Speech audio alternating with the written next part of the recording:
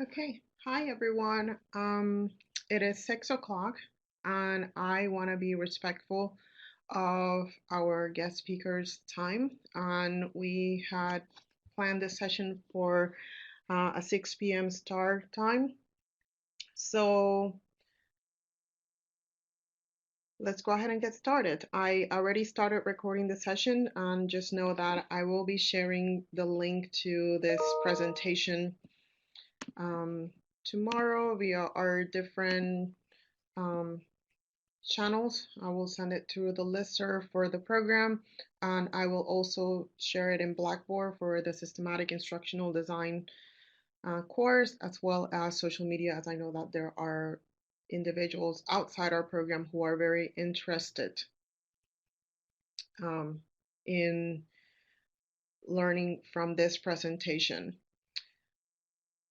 Okay, so can everyone hear me okay? Okay, perfect.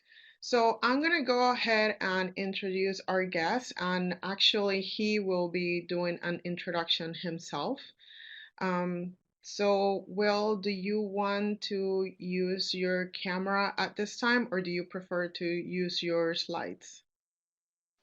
Well, it doesn't really matter. Whatever is fun to me. Okay, so I'm gonna introduce you, and then you can move on to sharing your screen. So our guest is Will G, and Will is an instructional designer. And I've kind of shared some information about his background previously as I was announcing him as a guest speaker.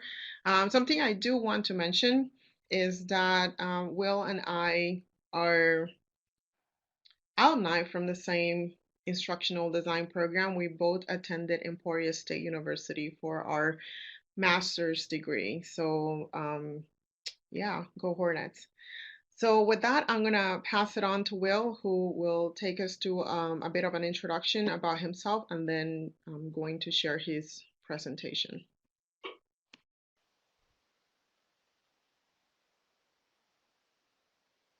All right, can everybody see my screen right now? Okay, well, good evening, everyone. And I want to thank Dr. Romero-Hall for this opportunity to share my experience with everyone here. I feel it's my honor to be here. Before I start my presentation, I would like to have a brief introduction of myself so you would have a good general idea where I come from and who I am. So my name is Weiwei Ji, and my English name is Will Ji. So I am Chinese. I've been living here almost 10 years, and in the past I worked as a programmer for 2 years in China. I'm fairly familiar with JavaScript, C Sharp, SQL, or HTML and CSS. I also work as GA at Emporia State University in charge of a pre and a post video production. And I work as an instructional designer at the Department College of E-Tech at Arkansas Tech University. So my background is a little bit mixed with different professions. And here is my education background. So I graduated in 2007 with a bachelor degree in computer science technology. I also earned a MBA degree concentrated in ERP, which refer to enterprise resources planning, and a master degree in instructional design technology in 2016, respectively. So I think in the past couple of years, I was very fortunate, had some opportunities to participate in some professional development. And as you can see, those are some certificates I have earned. The first five of them are from Quality Matters, which is well known and well adopted in higher education. The last one is a certificate I have earned from Emporia State University. I always enjoy working on different projects, and here's the list of a few projects I have completed or participated. As you can see, video productions, e-learning prototype development with Captivate or Adobe or Articulate Starlight, video production with Adobe Premiere, documents with Adobe Acrobat or InDesign, online course development, which is actually is my major responsibility right now. Faculty training, conference presentation. I also had a chance to taught and design, develop the face-to-face and online courses for college credits, and participated in some quality matter official reviews, and also serve as a team chair for the internal course review, Blackboard certificate training and development settings, because some faculty are not really techy, so they will need additional assistance.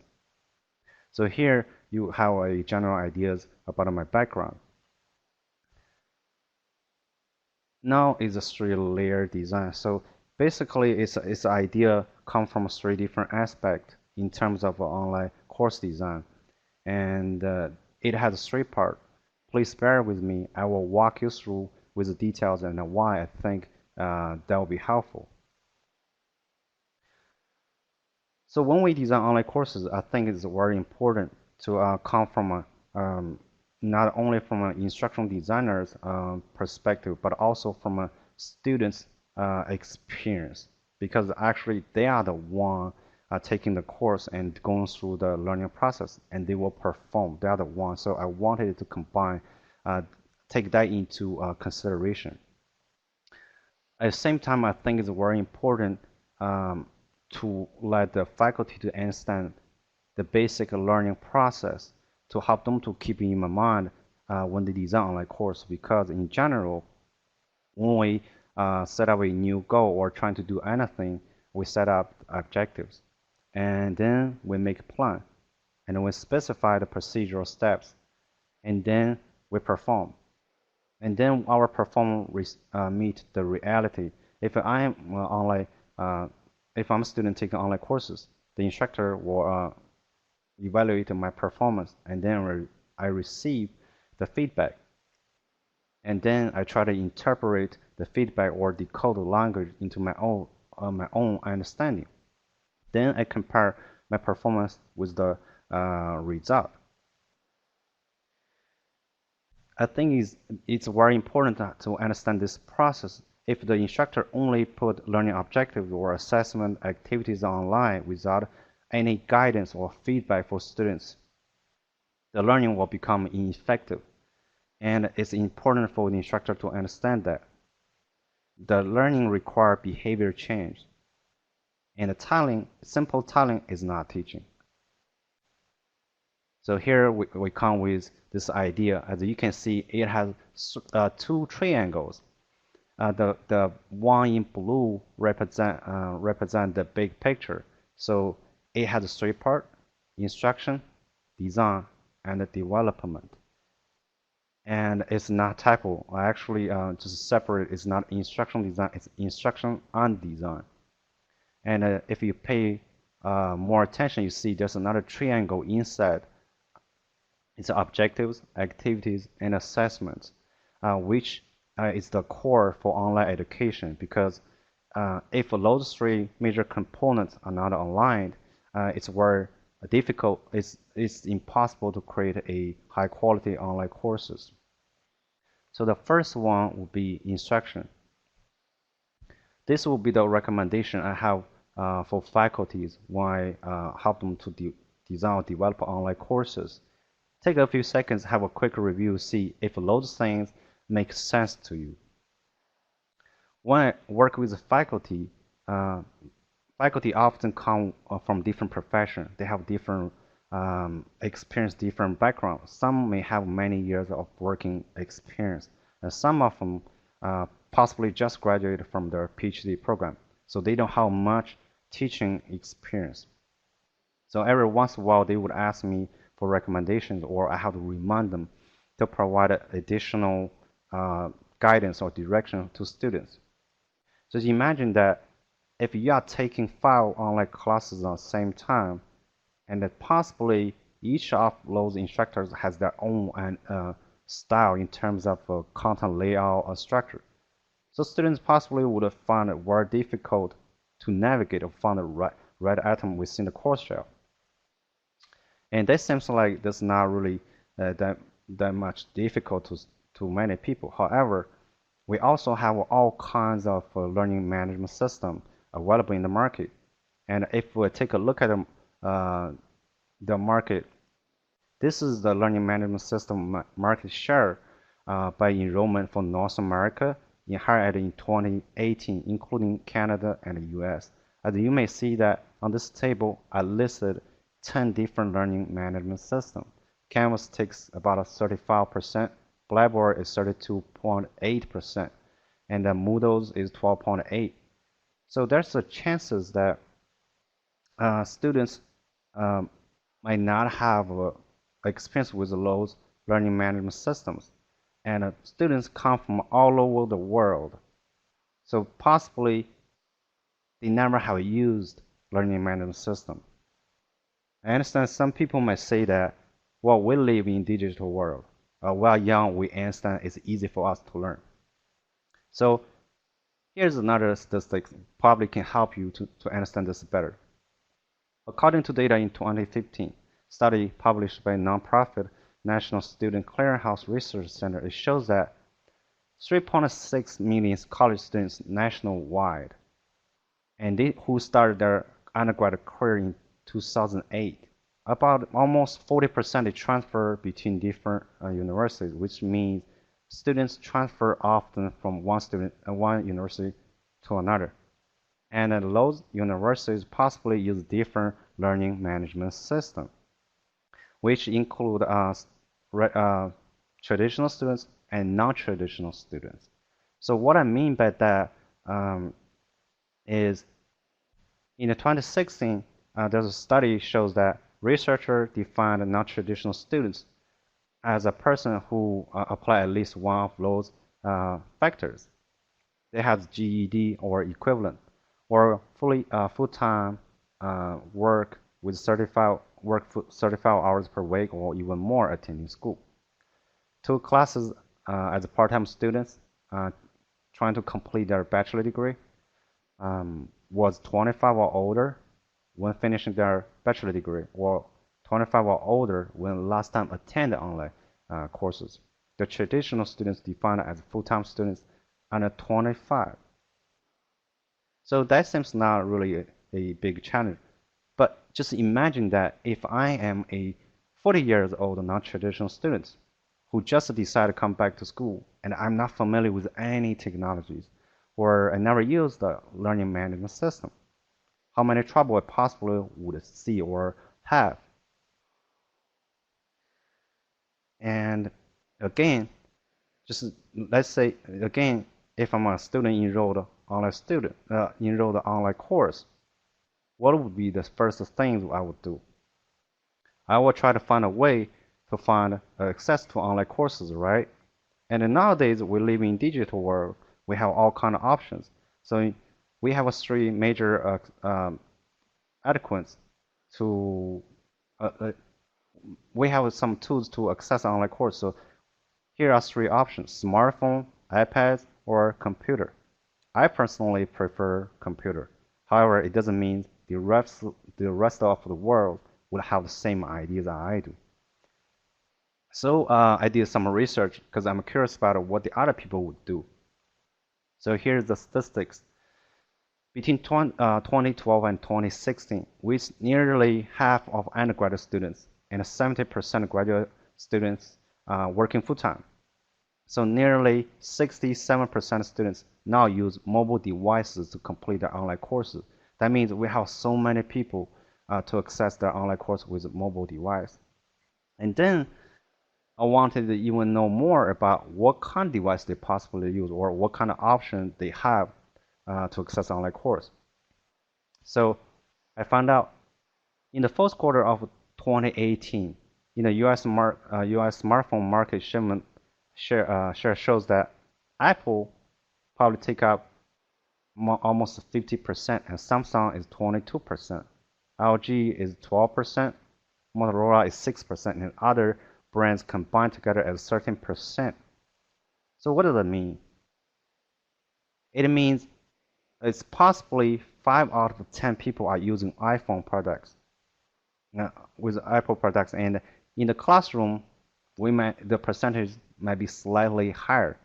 Every time when I attend a faculty meeting or staff meeting, almost everybody using iPhone. So, but that's not a problem. So we take a closer look of Apple product, and here is a list of iPhone or iPad I have found online. It seems like they have provided decent screen size. It's just very convenient. You can see iPhone X or iPhone XS Max and also iPad Mini. Those things seems they're not really relevant in online education, right? But if we take a closer look to see the visual comparison, I took a picture of my 9.7-inch iPad to my computer, which is the one I am using right now. It's very small. And then I took another picture with my iPhone SE to compare it to the same iPad. It just shows me that that's even smaller. So we need to make we need to try to find we need to find a way to make things easier and simpler for all the students to use when they to use or in learning when they use mobile devices to access their online courses. On the other hand, faculty are very busy doing their daily basis. They receive so many emails, and when we take online courses, um, they try to provide multiple ways to students to help them to reach out the instructor. However, what is the best way or the most effective way for a student to to reach out the instructor? That seems not really that much important, right? However, if I am a student and I have some problem with the instruction and I wanted to reach out the instructor, then my question will be, how can I reach out my instructor quickly? Or how long should the student uh, expect from the instructor to answer the question? And what's the language requirement? Because apparently faculty are teaching multiple sessions the subject. So in order to help the faculty to identify the actual problem, the students will have to write down a specific instruction to help them to locate the right question. Yeah, and yeah, another example would be if I do not understand the instruction well, and I'm trying to um, complete one assignment, but what I think might not be exactly what the instructor want me to do. In another word, in another word, the assessment may not truly reflect the student academic performance because the student do not know what the instructor want him to do. Or another example could be the student receive a feedback from the instructor a week after he or she submitted the previous homework, and that person has just completed another similar homework already. I'm sure the feedback is very useful and that can help the person to improve the work, but it doesn't necessarily mean will be helpful for the work or the assignment the student just completed. So the student possibly will lose some unnecessary points or have repeatedly done the same mistake.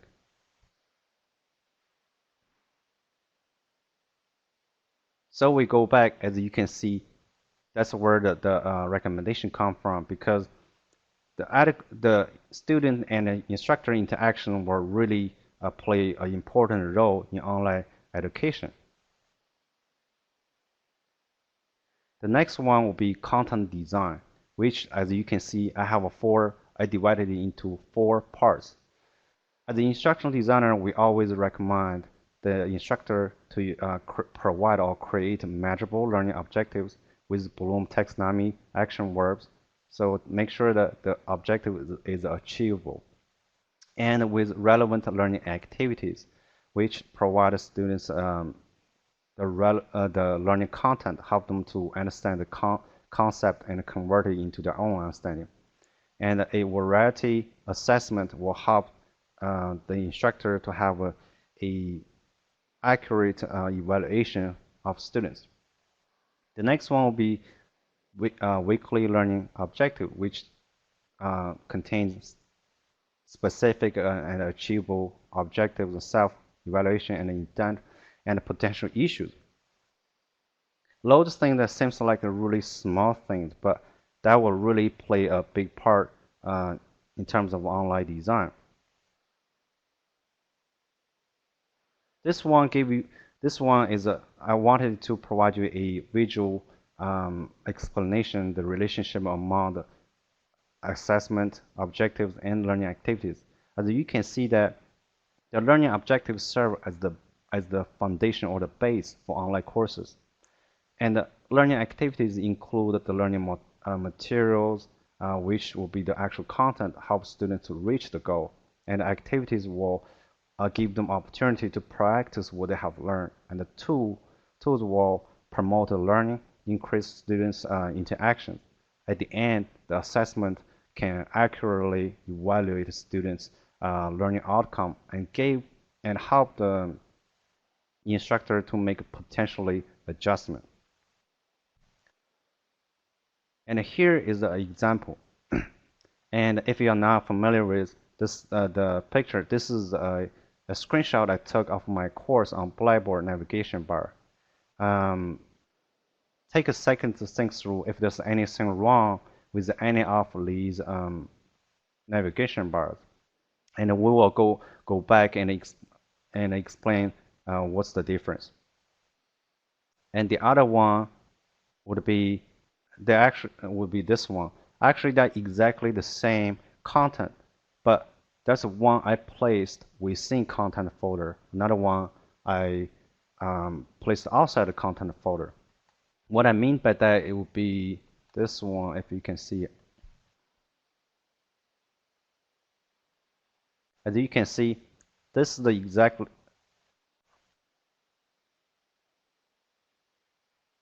This is exactly the same content I have just put on a PowerPoint slide, and this is the outside content folder, and the other one is within the content folder. So what is the difference? Well, keep in mind and think through. And here is some statistics probably can help you to understand what the difference. According to data in 2018, reveals 1 in 4 American adults, about 61 million Americans, have disabilities that impact their major life activities. And the most common disability type, mobility, will affect 1 in 7 with age. And disability become more common, affect 2 in 5 adults at age 65 or older. So, and the most common learning disabilities will be dyslexia, which is learning disability to read and comprehend the text. Another one will be ADHD, attention deficits. Students, people have problem have a trouble paying attention and stay at task. And the third one will be dyscalculia, affect the students' math capabilities. And the fourth one will be dysgraphia. That means the students have writing disability and difficulties with writing expression.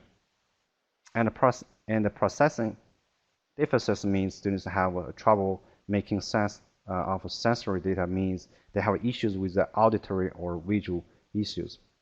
And all those data give me an idea that how we design will affect our learning ability. So now we're going back to the course the course shell. As you can see, this is within the course shell. However, if all the required learning activities is outside the content area, I have to constantly switch forth and back. And if I am using mobile devices, how small the font will become. And people with ADHD or processing deficits, they would find a difficulty to going through the whole thing. And another one will be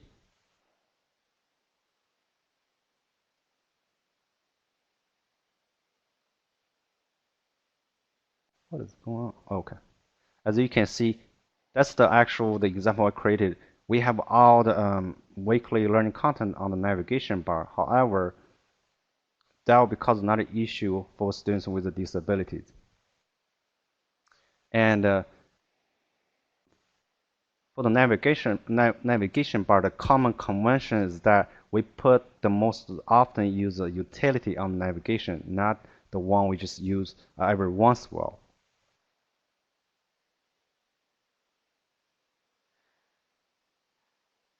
Now you understand why the difference. Another one will be internet issues.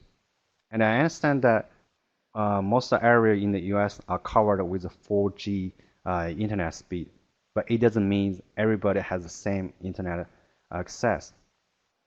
I take myself an example. I live in Arkansas, so according to data, about a quarter of the state population doesn't have access to broadband internet, and that's roughly about 750,000 people. And in 2017, June 30th, there is about 400,000 Arkansas household lack of a wired connection to internet at a speed of 200 kilobits or even higher. And also, there's about 11.6% Arkansas rely on their cell phone plan data.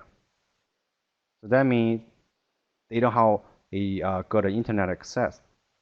And in Oklahoma, it's about 11.5%.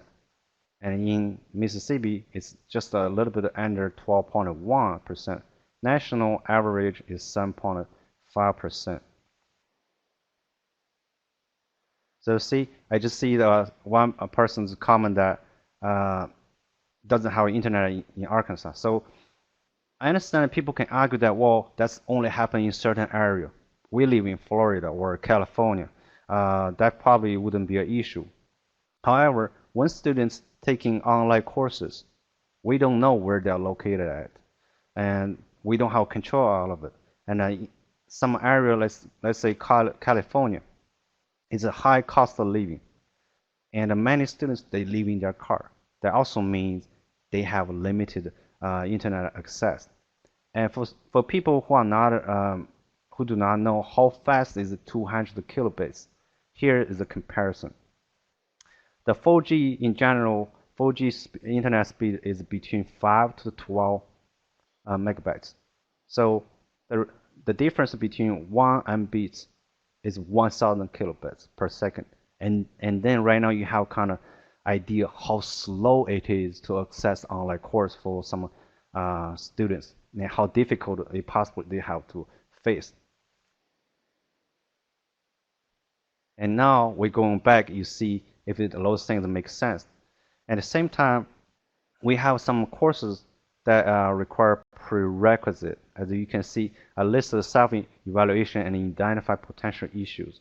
However, even students have passed the prerequisite course, it doesn't mean their actual performance will meet the instructor's expectation for the current course because um, students might possibly took this course a year ago. Their retention abilities might not be there.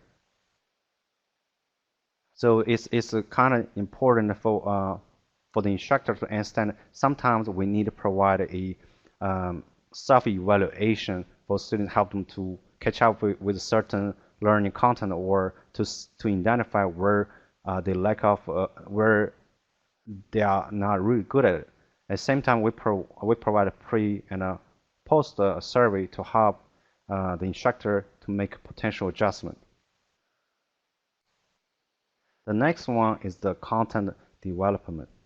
This is a example I created. It's just short paragraph and take a few seconds to see how much time possibly will take you and how much effort you have to put on to remember everything. To me, it kind of taken me about 10 seconds to kind of remember to understand. So 16 multiple choices and 40 minutes completed and how to attempts. High score will be recorded. And here is another example I created. It's kind of similar. I use the bullet points. This one is much easier for me. It probably takes me about 5 seconds. I understand 16 for 40 minutes and 12 attempts a lot. So if we put them both on the same page, as you can see, the bullet point is much easier. And it takes you less effort. If we count the words actually on the left on the one on the left side, descriptive language, it contains about 28 words. The one on the right, the bullet points, only contains 18 words. That make a big difference. This is just a simple example I created. And in the past, when I work with faculty, I have seen some instructions way more complicated and comprehensive. It's very difficult for students to kind of follow. When we provide online course development, the instruction is to help students to understand what the instructor want them to perform, what they needed to do. If the students cannot understand the instruction, that become a challenge for them to perform. So that would become very ineffective. So when I work with faculty, and so here's some statistics. Again, when I work with the faculty, I do not provide personal opinion. I have to find the research information with statistics. So again, approximately about 32 million adults in America are considered as illiterate. That means 14% of the entire adult population cannot read. And between 40 and 44 million adults, and roughly 23% adults in America have limited ability in reading. So they have at a basic or below basic preferences. So which means when the students who enroll the online courses, there's a possibility that the first generation in their family enrolled your program. I understand that some faculty may think if a student enrolled in college, they should have understand some complicated information. However, if they are the first generation in their family, they couldn't really get help from their parents because they never been to college. They don't have a high literacy ability, and they possibly living in rural area have limited access to internet, and they cannot really get help to the internet. And another data shows that there's about 20% U.S. women and men are chronic procrastinators. They delay at home, work, and relationship. Students in the colleges are not really good at making long-term plans. They make plan all the time. They change all the time. And in the past, students always, not always, but many students wait until the last seconds to complete their homework. And if we have a very complicated instruction, and it's just cause a lot of confusion. So when I work with the faculty, I encourage them to use plain language, which is simple and easy and short paragraph. It will benefit all users, not just students with disabilities, with ADHD or processing deficits, but also it will help students without a disability. It's just so easy to read and to understand. And I also encourage or recommend the faculty make sure the learning content, the reading ability is between the 6th and 8th grade for general audience, because if the course is for freshmen, they just graduated from high school. Their reading ability, they are not really ready yet. So and many students, young adults or students, many of them do not read word by word. They intend to skip and skim. So according to data, on average website page, users only read probably about 28% during average visit, and 20% is more likely. So that means the simpler instruction or easier instruction will be more likely engage the audience. And the third one will be motivation. So you might wondering why I put it over there. Well, when students enroll in this course because they consider this is valuable for their career, and each assignment is weighted differently.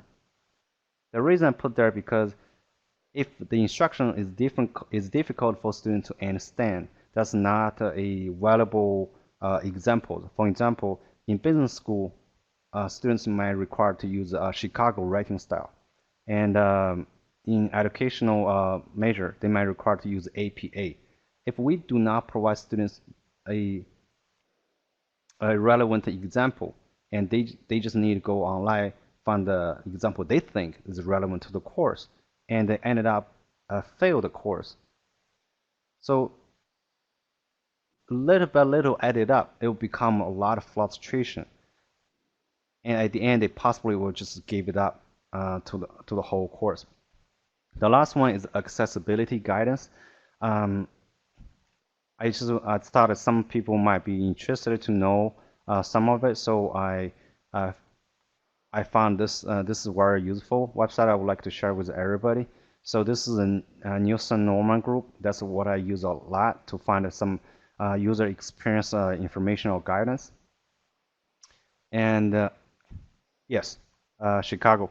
Or and also I use Microsoft style guidance guide to make sure that a lot of things most the content will be for all all abilities. And this instructions were simple. So for anybody who interested, they could just go there, look it up. The next one, this one is a readability table. You can easily find it on Google.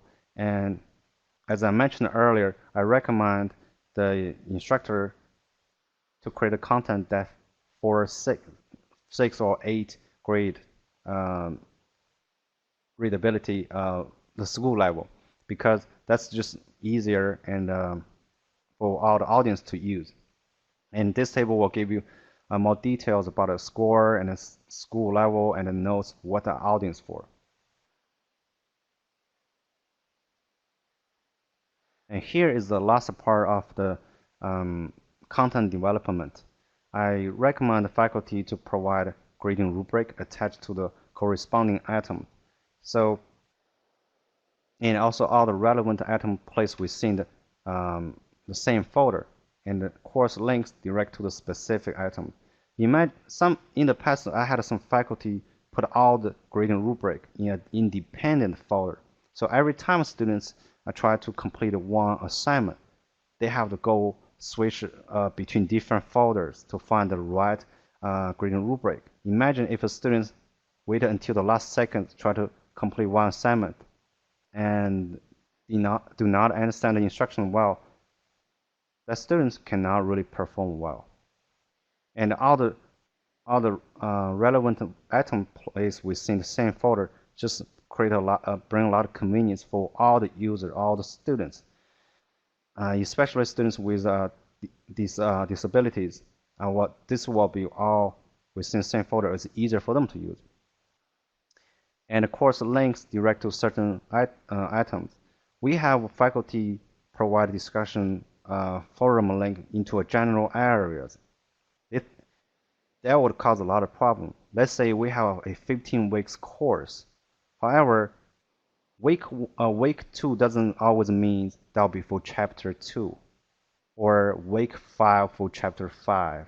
That could week 5 could be for chapter 6 or 7. That could cause a lot of confusion for students. In the past, we had students complete the wrong discussion forum. So that gave a lot of potential problems. And at the end, this is the trifold brochure I created and designed with Adobe InDesign for faculty. My intention is trying to make it easy for faculty to follow. And as you can see, the color on the top, the arrow indicates the direction. And I do not want to make the handout too fancy. I want to make sure that the faculty do not get overwhelmed, so they can just follow a step by step, and this serves just as a tip. However, during this presentation, I made slightly changes, and I made on this section, on the instruction section, as you can see, I switched the position between communication and course navigation because I wanted to explain the idea to you from a student's perspective. Because when students take online courses, the first thing they have to do is trying to find a way log in their online course to see the difference. However, when I work with faculty, the first thing is that they will complete their design planning work documents and send to me, and also they will send me their syllabus. So communication will be first thing come to me in my mind, and that's the major difference. And this is just one of the handout I created, and it's not a very detailed steps, but they serve as a tip for them when they design online courses.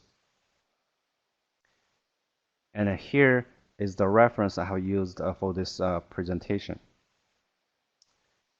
And thank you for your time. Here's my email address. If there's any questions you needed, and feel free to ask me.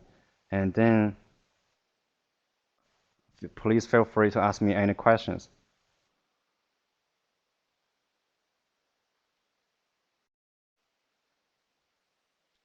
So at this time, well, first of all, thank you, Will, for your presentation. I found it very informative. It kind of created some really good, interesting discussion um, in the chat. And I want to open the door for any questions that the students may have. I'm just going to give you a couple of minutes. I'll give 2 or 3 minutes for you to type your questions in the chat, and then we can start answering questions. Sure, sure.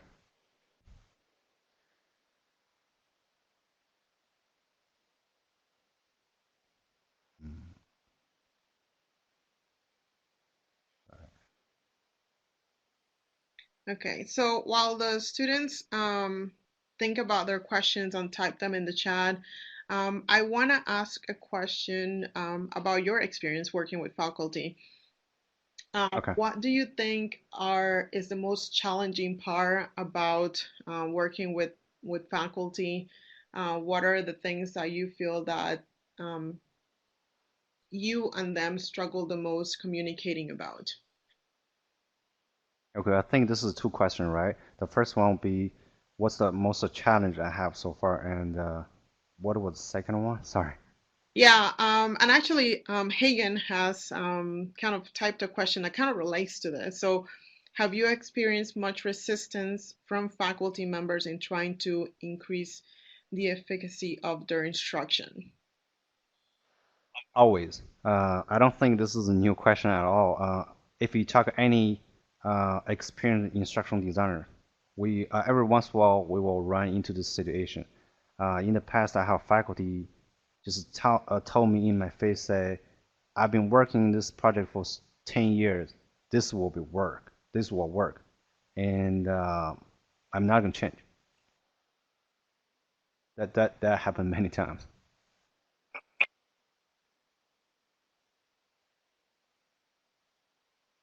Did I answer the question?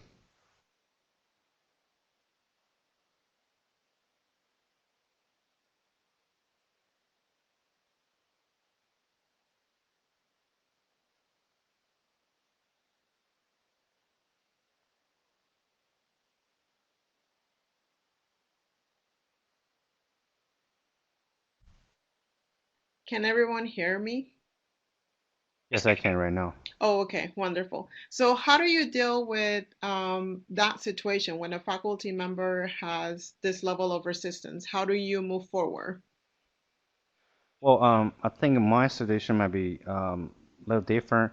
Well, our institution trying to adopt the quality matters. So every time when I run into this kind of situation, I will try to find some research related to the subject to see if we have some successful scenarios.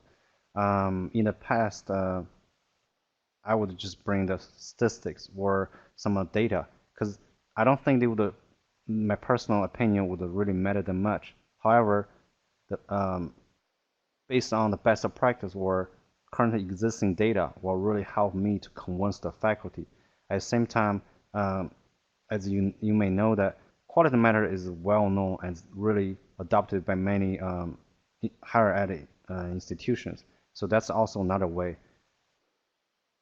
And also we have a specific course review checklist. We follow that one. So uh, that can really help me to convince the faculty a little bit more. Okay, and just one more question I have to follow up from this. Do faculty at your institution get financial reward for creating online courses or editing their existing online courses?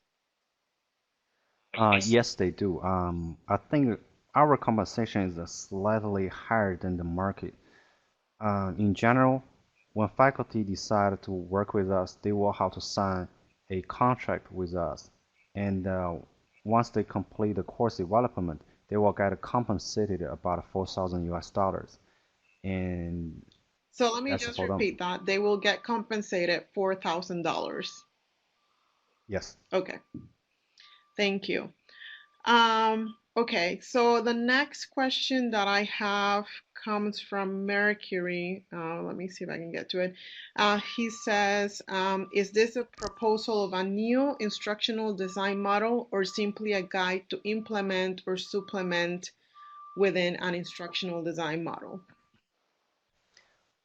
Well, I don't think this is a model. It's just a probably you can take it as a guidance. That's just what I have seen at work and also read from different book or learn from my peers or and also the experience when I was a student, what I have struggled. So Okay, thank you, Will.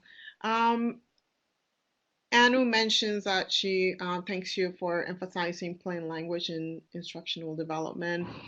Um, Anthony wants to know, we were talking about dealing with resistance from faculty. So are there any soft skills that you use? He seems to think that perhaps stats may not work with the people that he's working. So what about soft skills? Are there any skills that you use when you communicate with them that helps you gain their confidence or okay, anything that well, helps you other than the stats? okay, well, I think interpersonal skills is very important when we work with faculty, and always maintain professional manner. And sometimes I have to try to become a little personal, make them feel very comfortable work with me. Because if there's a new person come to you to tell you what to do, that's not really helpful. So I want to make sure that they are very comfortable to work with me, and I'm not here to tell them what to do, but actually I'm here to serve as a assistant to provide service to the system to improve their course. And also I try to make sure that what I have in my mind will be exactly what they see. So I want to make sure that in terms of a time management, the whole development process, they know it. They know what step we have go through and how much time possibly we need, and if they need any, if there's a potential need in terms of software instructions, I have that ready. So just I try to make as much convenient as I could to support their work. So anytime they possibly will be stopped by my office or have me give me a cold call, I always make sure that I know what they're talking about. So I kind of have a trying to have a good project management skill, track all the steps I have done and where the project is at and what was our last conversation. Okay, so they ideally they feel like you know what you're doing very well. Yes. Okay. I have another question by James. He says, when you are designing instruction, do you take a preemptive approach or a reactionary approach? So, for example, it is important that every student feels the course is accessible, but accommodating everybody can detract from the overall goal, or from the overall, yeah, I guess, goal. How do you find that line? So, for example, right now at the University of Tampa, we Hmm. are working towards making all our course materials that are online accessible. So, is that something that you are doing at your institution? And do you always design with that goal in mind, or do you take a reactionary approach and design first and then think about, you know, what others may need? Well, accessibility, I always keep that in my mind. At the same time, that's a state of law. No, it's a federal law. Is If you take a look at ADA compliance section 501, uh, that's just a requirement. However, when I design online courses or work with the faculty, I only I can only recommend. I cannot mandate them to do anything. I can provide them other relevant resources, information. I can suggest them to do them. At the end, they are the one make the call, say, ah, I can do it, or no, I don't want to do it. They are the one make that call. I cannot do anything about it. Okay. Any other questions for Will? And not necessarily just about the presentation or the instructional design process, but questions that you may have as future instructional designers going into the workforce, potentially going into interviews. Any additional questions that you may have about these different processes?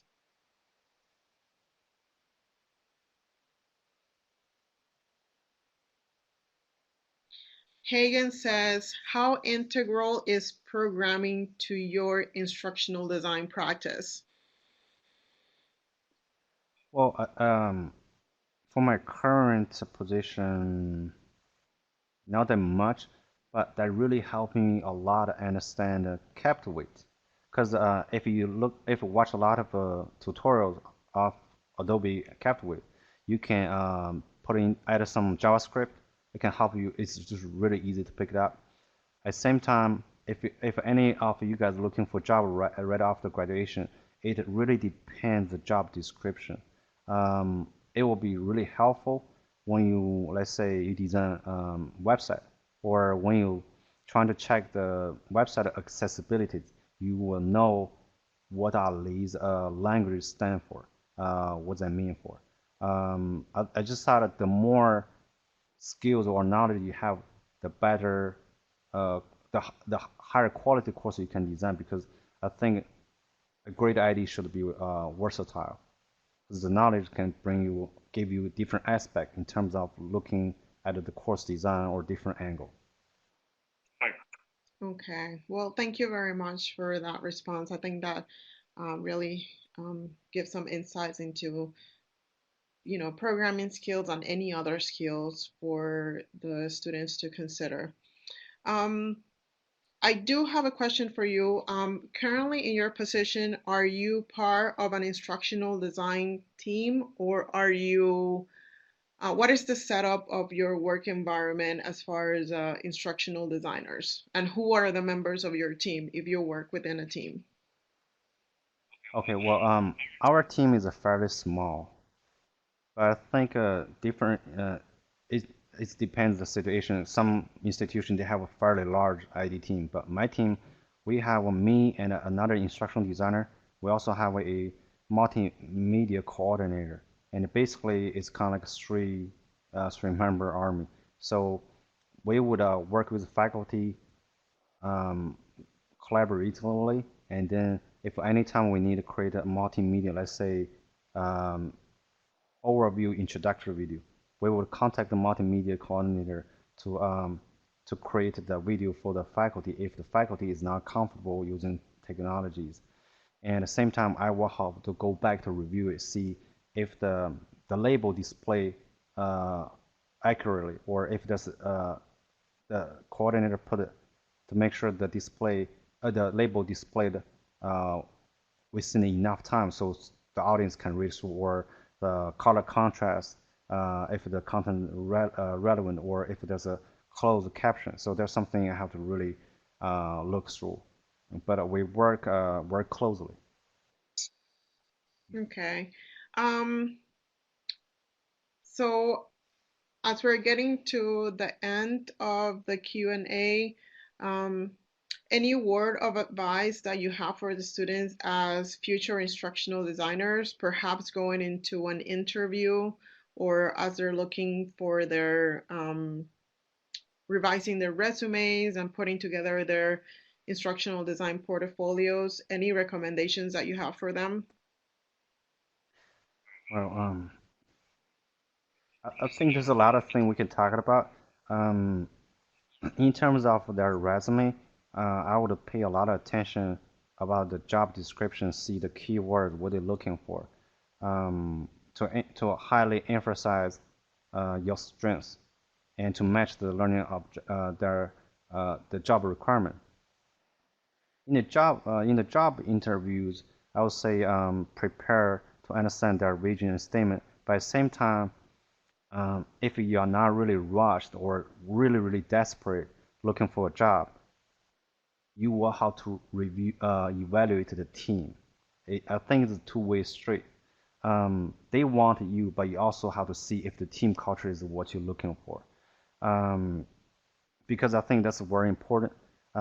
If you are just a young professional, you're trying to get a job, but team is a consists of seniors.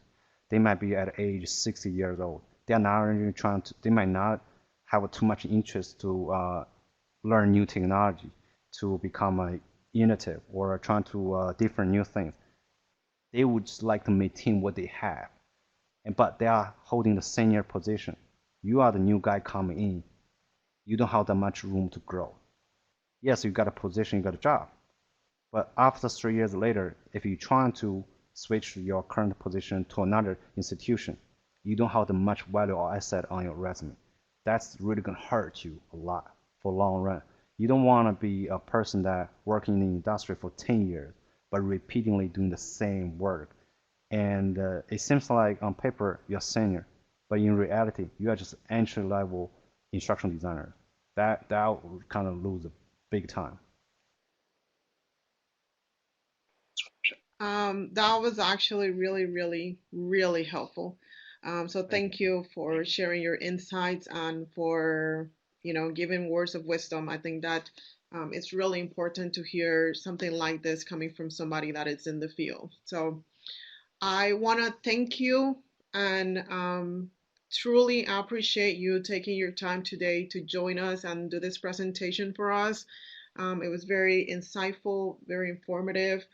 We are going to be sharing this presentation, and I'll be sharing a link to the presentation with you as well so that you can share with others. And yes, we just want to thank you so much for joining us tonight. Well, thank you everybody to attend this presentation. I truly feel honored because I think it's a great opportunity to share my experience with other people's or with the peers. I'm sure in the future um, I will have a lot of things can learn from them. Thank you everybody. Thank you all for your time. Thank you. And I'm going to stop the recording now.